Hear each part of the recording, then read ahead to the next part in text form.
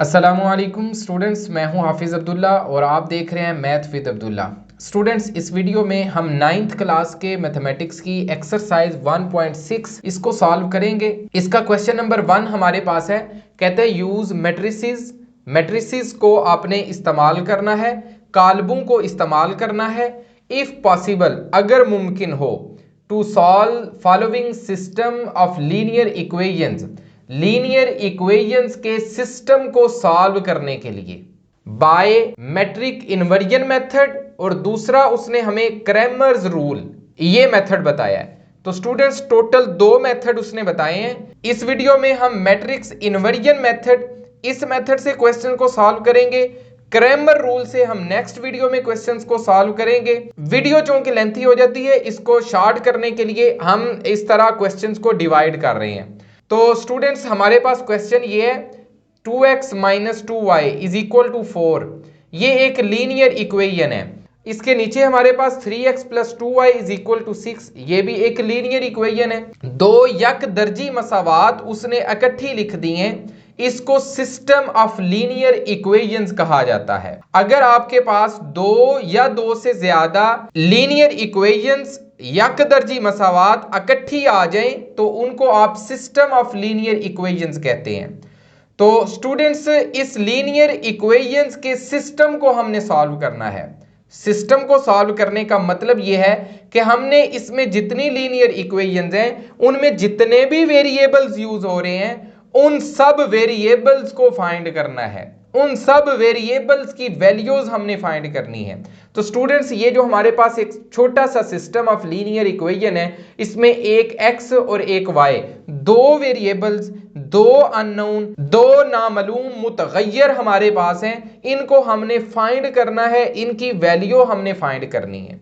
तो स्टूडेंट्स उसके लिए हमें उसने कहा है इन्वर्जन मेथड आपने यूज करना है। दूसरा मेथड हमारे पास है क्रैमर्स रूल। इन्हीं क्वेश्चंस को उस मेथड से हम नेक्स्ट वीडियो में सॉल्व करेंगे। स्टूडेंट्स, अगर आप इस चैप्टर की या 9th क्लास के किसी और चैप्टर की कोई भी एक्सरसाइज समझना चाहते हैं तो आप इस वीडियो की डिस्क्रिप्शन में जाएं, आपको वहां हर चैप्टर की सेपरेट प्लेलिस्ट मिल जाएगी। उस प्लेलिस्ट में आपको तमाम एक्सरसाइजेज उस चैप्टर की मिल जाएंगी, आप वहां से आसानी से उनको समझ सकते हैं। तो स्टूडेंट्स, ऊपर जो एक लाइन है वो मैं आपको उसका मीनिंग बता देता हूं। कहते हैं यूज मैट्रिसेस। अब ये हमारे पास लीनियर इक्वेशन का सिस्टम है, ये मैट्रिसेस की फॉर्म में नहीं लिखी हुई। तो कहते हैं मैट्रिसेस को यूज करके आपने इनको सॉल्व करना है। इनको हम डायरेक्ट भी सॉल्व कर सकते हैं, लेकिन ये चूंकि मैट्रिसेस का चैप्टर हम पढ़ रहे हैं, उसमें उसने हमें कहा है मैट्रिसेस को कालबों को यूज करते हुए, कालबों की मदद से आपने इनको सॉल्व करना है। तो इसका मतलब है हम इस लीनियर इक्वेशंस के सिस्टम को पहले मैट्रिसेस की फॉर्म में लिखेंगे, कालबों की शक्ल में लिखेंगे, फिर इसको सॉल्व करेंगे। फिर भी हमारे पास दो ऑप्शन होंगे, हम क्रैमर रूल से भी इसको सॉल्व कर सकते हैं, इन्वर्जन मेथड से भी इसको सॉल्व कर सकते हैं।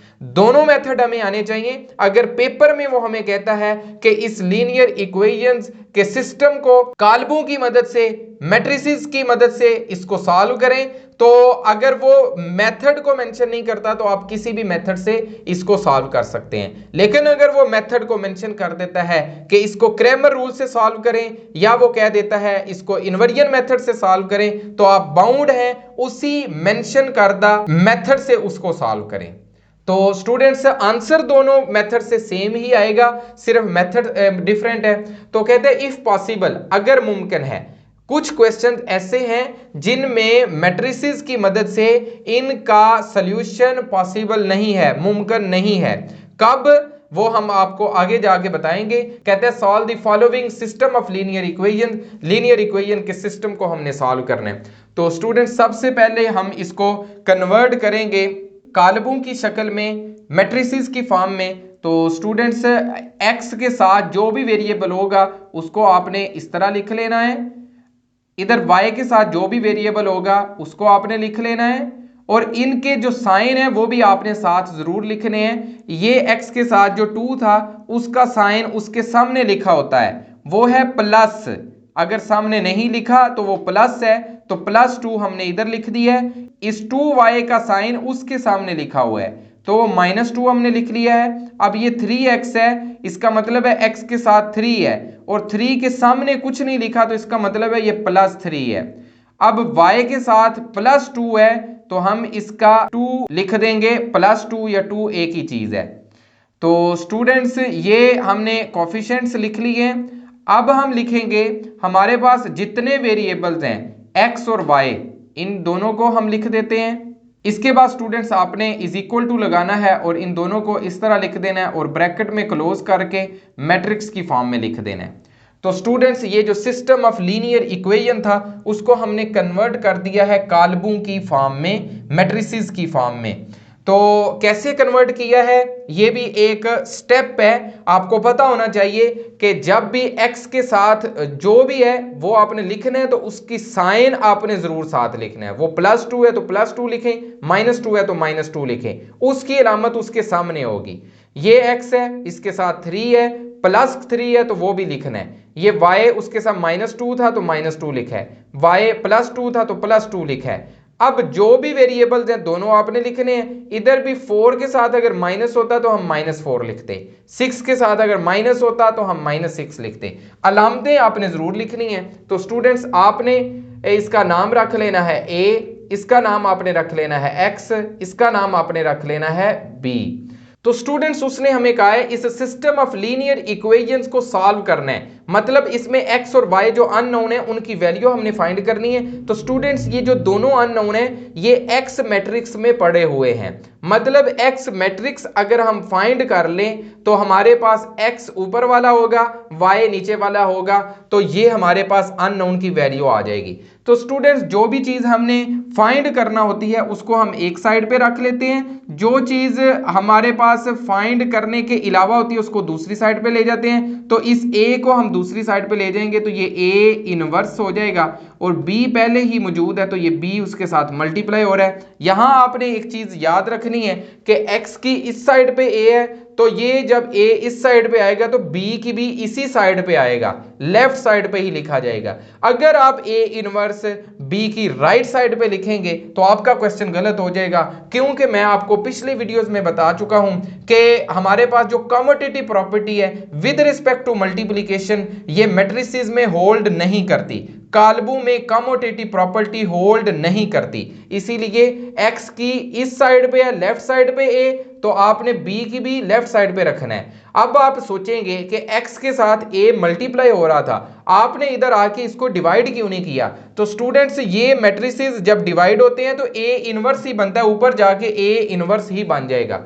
अब स्टूडेंट्स हमारे पास x तब आएगा जब a इनवर्स हम फाइंड करेंगे, उसको b के साथ मल्टीप्लाई करेंगे तो हमारे पास x आ जाएगा। अब a इनवर्स का मतलब है a का ज़रबी मकूस, a का मल्टीप्लिकेटिव इनवर्स। वो हम पिछली एक्सरसाइज में 1.5 में सीख चुके हैं कि कैसे फाइंड करने। अगर आपने नहीं सीखा तो मेरी आपको सजेशन है आप अभी पीछे जाएं, इसी वीडियो के डिस्क्रिप्शन में आपको 9th क्लास के मैथमेटिक्स का चैप्टर 1 उसकी प्लेलिस्ट मिल जाएगी। उस प्लेलिस्ट को ओपन करके 1.5 एक्सरसाइज उसको पहले समझ लें। स्टूडेंट्स ए इनवर्स हम पिछली एक्सरसाइज में समझ के आए हैं, दोबारा मैं आपको समझा देता हूं। हमारे पास ए इनवर्स का फार्मूला है एडजॉइंट ऑफ ए ओवर ए का डिटर्मिनेंट। तो स्टूडेंट सबसे पहले हम ए का डिटर्मिनेंट निकालेंगे। हमारे पास ए का डिटर्मिनेंट आ जाएगा, ये ए है 2 - 2 3 2, इसका डिटर्मिनेंट फाइंड कर लेते हैं। इन दोनों को मल्टीप्लाई करेंगे, 2 को 2 से मल्टीप्लाई करेंगे तो 4 आ जाएगा, दरमियान में माइनस लगाना है। 3 को -2 से मल्टीप्लाई करेंगे तो ये -6 आएगा, उस -6 से ये माइनस माइनस +6 हो जाएगा, इज इक्वल टू हमारे पास 10 आ जाएगा। तो स्टूडेंट्स ए का डिटर्मिनेंट हमारे पास आ गया है 10। अब ऊपर उसने लिखा था इफ पॉसिबल, इधर मैं आपको समझाने लगा हूं कि इफ पॉसिबल उसने क्यों लिखा था। स्टूडेंट्स जब आपने इसका डिटर्मिनेंट निकालना है तो ये अगर 0 आ जाए तो इसका मतलब है ये सारा सिस्टम ऑफ लीनियर इक्वेशन उसके जो अननोन है उसके हम वैल्यूज फाइंड नहीं कर सकते, इसको हम सॉल्व नहीं कर सकते। तो ये इधर ही क्वेश्चन आप रोक देंगे, आप कहेंगे सॉल्यूशन इज इम्पॉसिबल। अगर यहां आपके पास ए का मकता 0 आ जाता है, कुछ क्वेश्चन ऐसे आ सकते हैं, मैं आपको 1 या 2 क्वेश्चन ही समझाऊंगा। कुछ क्वेश्चन ऐसे आ सकते हैं जिनमें आपके पास ए का मकता 0 आएगा, आपने उस क्वेश्चन को उधर ही रोक देना, आपने लिख देना सॉल्यूशन इज इम्पॉसिबल। वो क्वेश्चन आपका उधर ही कंप्लीट हो जाएगा, आपको उसके पूरे नंबर मिल जाएंगे। तो स्टूडेंट्स ए का मकता 0 आ जाए तो कैसे क्वेश्चन इम्पॉसिबल हो जाता है, सॉल्व नहीं हो सकता। स्टूडेंट्स ये ए का मकता नीचे लिखा हुआ है, नीचे जब 0 आ जाए तो ये सारे का सारा अनडिफाइंड हो जाता है। तो स्टूडेंट्स हम ए इनवर्स फाइंड करते हैं। ये हमारे पास आ जाएगा A inverse is equal to A का मकता, उसको हम इस तरह 1/10 सेपरेट लिख लेते हैं। एडजाइंट ऑफ ए, ये हमारे पास ए था, इन दोनों की जगह चेंज करेंगे तो हमारे पास एडजाइंट आ जाएगा।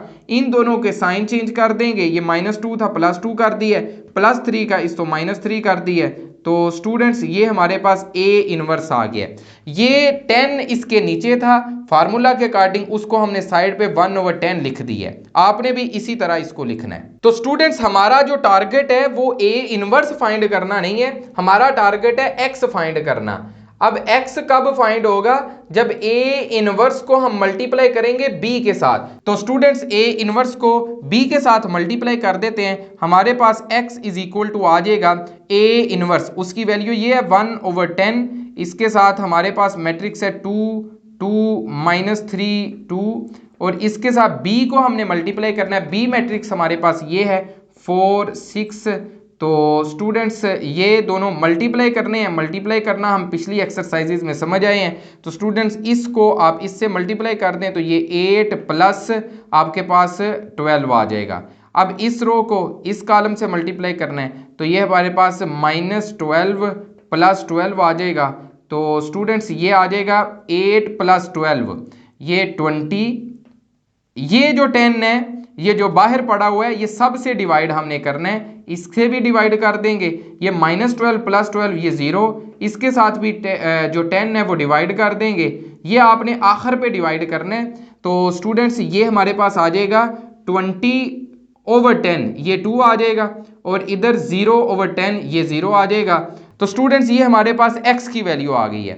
तो स्टूडेंट्स आपको पता है x जो मैट्रिक्स है वो हमारे पास था xy, तो इसका मतलब है ये x y के इक्वल है।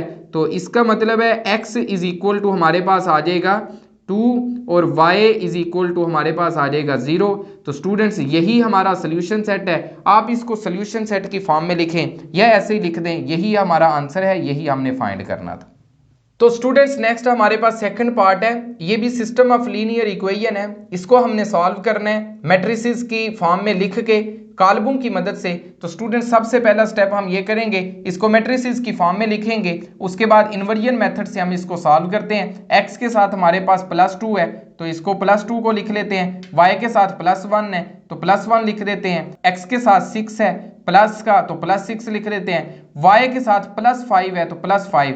स्टूडेंट्स ये जो साइन है, ये जो अलामतें हैं उनका आपने बड़ा ध्यान रखना है, इनकी वजह से सारा क्वेश्चन गलत हो सकता है। स्टूडेंट्स हमारे पास x और y दो ही वेरिएबल्स हैं, उनको भी हम इस मैट्रिक्स की फॉर्म में लिख देते हैं। इज इक्वल टू हमारे पास 3/1 है तो 3 और 1, इसको भी मैट्रिक्स की फॉर्म में लिख देते हैं। ये जो हमारे पास है इसको a का नाम दे देते हैं, इसको हम x का नाम दे देते हैं, इसको हम b का नाम दे देते हैं। x मैट्रिक्स हमने फाइंड करना है क्योंकि इसमें ही दो चीजें हैं जो हम मालूम करना चाहते हैं। तो x is equal to a inverse b हमारे पास आ जाएगा।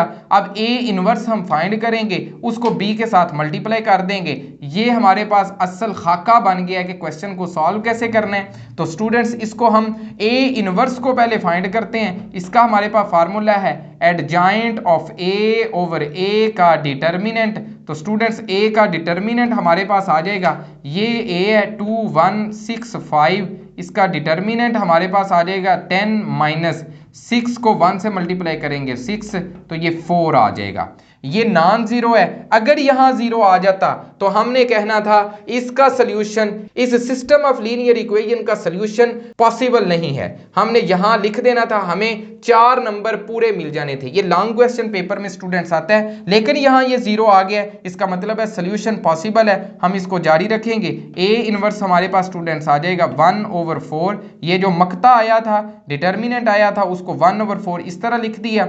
अब हमारे पास इसका एडजाइंट आएगा, इन दोनों की जगह चेंज कर देंगे 5 2, इन दोनों के साइन चेंज कर देंगे -1 -6, तो ये हमारे पास a इनवर्स आ गया। हमने फाइंड करना है x, उसका हमारे पास फार्मूला था a इनवर्स b, तो a इनवर्स की वैल्यू है 1/4, इसके साथ है 5 -1 -6 2, इसके साथ स्टूडेंट्स b मल्टीप्लाई हो रहा है 3 1, ये आ जाएगा जी। ये 1/4 ऐसे ही आ जाएगा स्टूडेंट्स।